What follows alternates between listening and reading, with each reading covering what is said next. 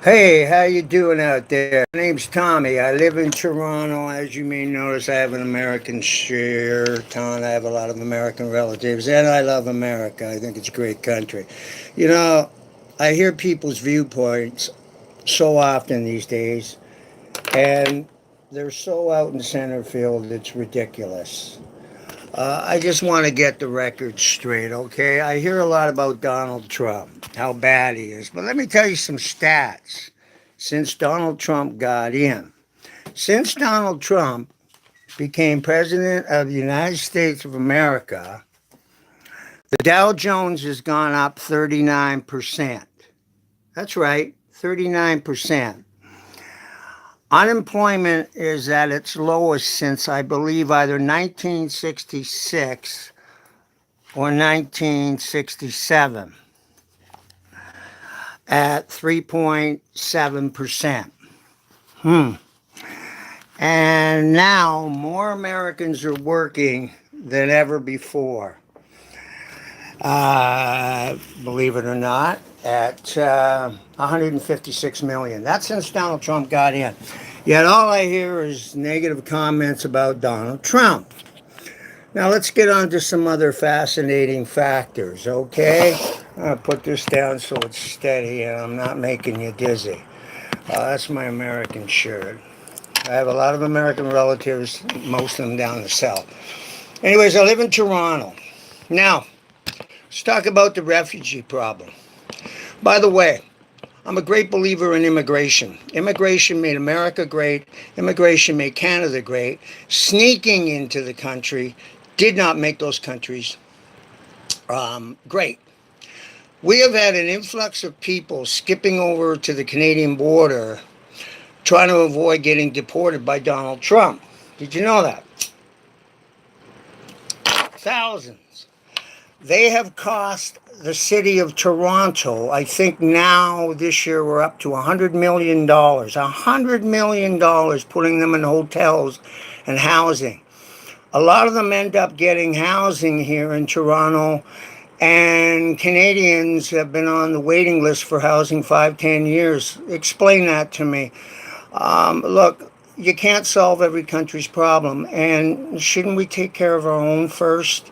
If I moved to Jamaica, I would have no respect for Jamaica if they gave me free health care, free housing, and took care of me, and I saw Jamaicans on the street starving to death. I would have no respect for Jamaica. I would say, why are you taking care of me and your own people you don't take care of? If you come into a country, you come in the right way. You apply, like so many. Um, I once dated a little Indonesian girl, God bless her. She was Catholic, and only 10% of the population of Indonesia was Catholic, and she had family members persecuted and killed because they were Christian, and she came in and applied and got refugee status. God bless her. She deserved refugee status. She might have been killed because of her religion. I fully get that. We took in a lot of Syrians. Yes, they're refugees. They're legitimate refugees, fearing for their lives that they might be killed. But now I'm seeing people just skipping over the border from the States who come from countries like Haiti. Let me tell you about Haiti. Haiti isn't a war-torn country. And I'm seeing a lot of these people claiming refugee status, and their lives weren't on the line in the country they came from. A refugee is someone running for fear of their life. Let's say that Canada wasn't a democratic society. It was tyranny. Let's say it was Trudeau was a dictator, and that if I spoke out against him, I would be persecuted or killed. Let's say I had family members massacred, and I wanted to leave Canada and move to the States, and I go in and claim as a refugee. I would have a right to claim refugee status in America, doing it the right way, of course, because I'm being persecuted. So let's get that right. Another issue I have, I call it the African American plight. And I have great compassion for African Americans because they help build America. Whoopi Goldberg, I have the greatest respect for. who has had ancestors there for over 200 years. But I have a problem. And here's the problem. African Americans still make up the majority of people in projects. I have some solutions.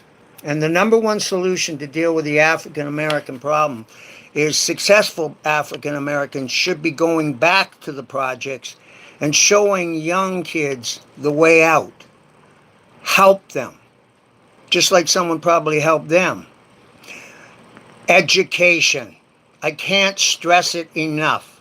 Too many young African American girls get pregnant at 15, 14, 16. It's very difficult to get an education when you're raising a baby. We need to get it in their minds, celibacy or condoms. We need to hand out condoms to every African American girl in the projects. Don't risk your life. Have children after you get an education. I believe Michelle Obama, a lady I dearly respect, came from South Chicago, one of the most violent parts of America. And I'm pretty sure her parents said, don't have a baby, Michelle.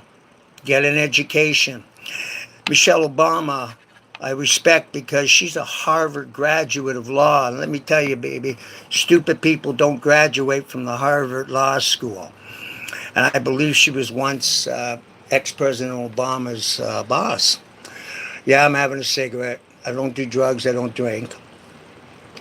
Anyways, I'm not rambling on. I'm just speaking the truth. To all the young people out there, because I'm 63, get an education. To you young women out there, I have more respect for women than I'll ever have for men. Robin Williams, the great comedian, once said, if women ruled the world, there'd be no wars, just intense negotiations every 28 days. To all you women out there, young women out there, get an education. Do not rely on males, okay? Because a lot of them will hold it against you later in life. Don't get pregnant. And like I told my nieces, when they were young, and they're both well-educated girls today, I told them, do what my oldest sister did. Do everything, ladies, you want to do in life before you settle down and have kids. Because once you settle down and have kids, it's very tough taking a cruise when you have to change diapers. It's not as much fun. I want you to forgive me, but I worked my whole life, but I don't have a medical plan, and I'm missing a tooth here, and I wish I could get a denture, but I can't afford it. It's pretty bad. I worked 30-something years, and I'm not covered for that. So if you want to donate to the Tommy Claycorn Foundation, if there's anybody out there that wants to help me get a tooth, I'll feel 10 years younger. One of the main problems in our world is not enough faith. And I can't stress that enough. Faith. When I was a kid, if you didn't go to church on Sunday, back in the 60s, you sat in your room all day. Trust me, I went to church because my room was adjacent to the back field. I grew up in affordable housing, and but I got an education, and I worked. And I would see my buddies out there playing baseball in the summer, so damned if I'm, or ball hockey in the winter, football. I'd be sitting there going, damned if I'm going to stay in my bedroom on a Sunday morning, afternoon. Faith. I think Californians once said, we don't need God. Well, look what's happening to California.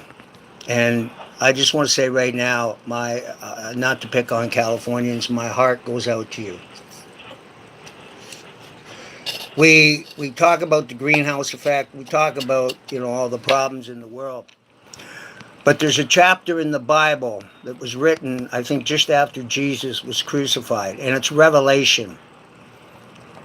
And none of what's going on in the world shocks me today, because I tell people, if you read Revelation, you'll better understand the world. I'm an historian. I go by facts.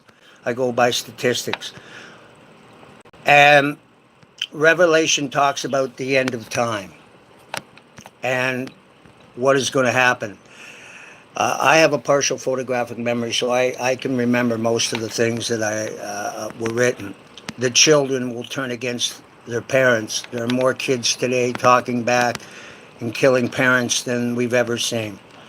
There would be wars. There would be droughts. We would see storms we've never seen. Look at hurricanes. Did you know that before the 20th century there was only one recorded hurricane? If you're wondering what causes hurricanes, I can explain it to you. It starts off as a storm in Africa, and if you know anything about storms, there's a wind with them, and it carries up to the Gulf of Mexico, and depending on how warm the Gulf is that day to how much wind is still in that storm from Africa, decides whether or not we're going to have a hurricane. I said 10 years ago when I first learned about hurricanes that we would see hurricanes one day that would wipe out the South, all the islands, Jamaica, Bermuda. We haven't seen hurricanes yet that are like the ones now. We're going to see hurricanes like you wouldn't believe, because Revelation said there will be the end of time. That's why I believe in my Lord and Savior Jesus Christ. By the way, I just want to show you. I'll kiss it. I want to put it up close. That's the two hands together. That's prayer. I pray every day. By the way, I pray for my enemies, because Red Skelton, the great comedian, once said, love your enemies because you made them. One of my chains broke, so I have both my crosses on this chain. I like Donald Trump. Let me tell you about Donald Trump. Donald Trump has the same problem I have. A friend of mine, her name was Rachel. I used to work with her. And Rachel said, Tommy, you know what your problem is? Most people, when they have a thought, they have a mechanism in their brain that can slow down the thought before it ever comes out of their mouth. She said, Tommy, you don't have that. So whatever's up here just comes out. It doesn't mean I'm trying to harm anybody. It's just whatever's on my mind comes out. Donald Trump has the same problem. And I don't think it's a problem. Since Donald Trump got in, the Dow Jones has gone up 39%. Unemployment 3.7, lowest since 67, 156 million Americans. One thing I'll say about Donald, whether you like him or not, he genuinely cares about America. Right now he's taking up donations for the military. And by the way, it would be a disgrace if I didn't mention the military. God bless the U.S. military, who every day go out, America, and keep you safe in your beds. So often we talk about heroes, and a hero in its pure definition is one who is willing to risk their own lives, sacrifice their own lives without even thinking about it, to save others. Well, your military does that every day. And by the way, to North Korea, Iran, and any country that wants to mess with the good old USA, I have a lot of films on the U.S. military. And let me tell you, it is the most powerful military in the world. And I have a saying on my Facebook page. And you know what that says? It says, if you mess with the good old U.S. of A., please say hi to God, because you're going to meet him real soon before he sends you to hell. Pray. Find God. If you're having a tough time in life, watch me, because I think you're special. God does not create junk. To you young people, my greatest thing to say is don't ever, ever, ever let anyone ever take away your dreams. To me, it's like rape. They've taken everything valuable to you. You want to be a lawyer, you're going to have critics. You're not smart enough to be a lawyer, or a doctor, or a judge, or entertainment. Whatever you believe in. I grew up in affordable housing. I worked from the time I was 8 years old. I used to take women's groceries home in my little red wagon. From the age of 12 to the age of 20, I worked at the exhibition here in Toronto and the Toronto Argonaut football games. Always had a job, because I didn't want my mother to have to spend her hard-earned money as a nurse on me. But I always worked. Don't let your economic background stop you from what you dream of. If you think you can do something, guess what? Tommy believes in you, and so does God. The great thing about God is I had years in my life when I just thought God didn't love me. I always knew Jesus existed. I just didn't believe he believed in me. But you know what? God never stopped loving me. Even when I was screwing up, he never stopped loving me. I'm a recovered alcoholic and a recovered drug addict. Have been for years. And I'm proud. And you know, I have no regrets. I wouldn't change a thing because the worst times of my life made me the person I am today, a loving, caring, spiritual person. So don't look at the bad times as bad because I'm a firm believer that behind everything bad, if you look hard enough, something good is in there. To each and every one of you, I hope and pray that you get to heaven a half an hour before the devil knows you're dead. That's an old Irish proverb. Love is blind, marriage is an institute for the blind. And love your enemies because you made them. Jesus said it's easy to pray for your friends, pray for your enemies because you made them. God bless each and every one of you. If you watch this, get back to me. I'm on Facebook. I'm under Tommy Stevens, Stephens. And if you look up Tommy Stevens, Stephens, I'll be wearing this shirt on the top. You'll know it's me. God bless you all. I love you all. Stay safe. And whether you're white, whether you're black, whether you're yellow, Hispanic, I don't give a crap what your background is. I love you. And you are one of God's children, no matter where you're from.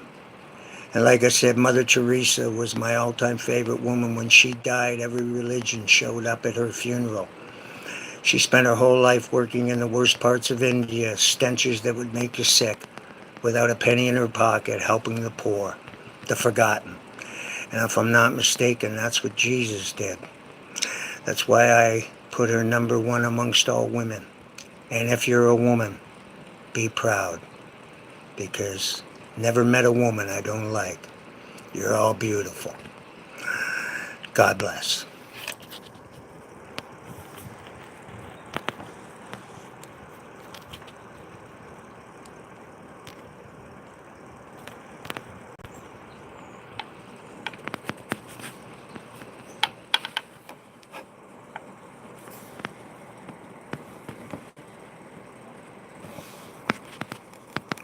Ba-dee, that's all, folks. I'm not mechanically correct, so I gotta figure out how to turn this off now.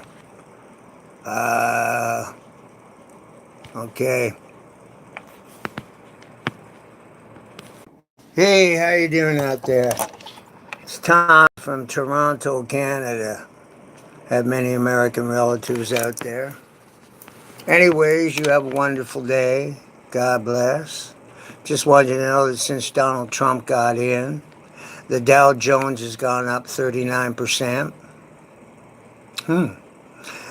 Unemployment has gone down to 3.7%, the best since 1966 or 67, and 156 million Americans more than ever are working. He just got donations, 5.8 million for the military. He loves his military, he loves his country, and he wants his country to get back on his feet. So how does that make him bad? Anyways, have a wonderful day, and God bless.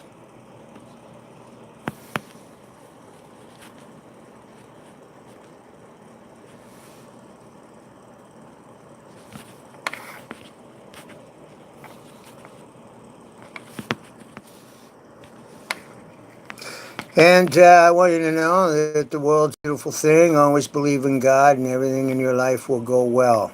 Have a wonderful day. God bless.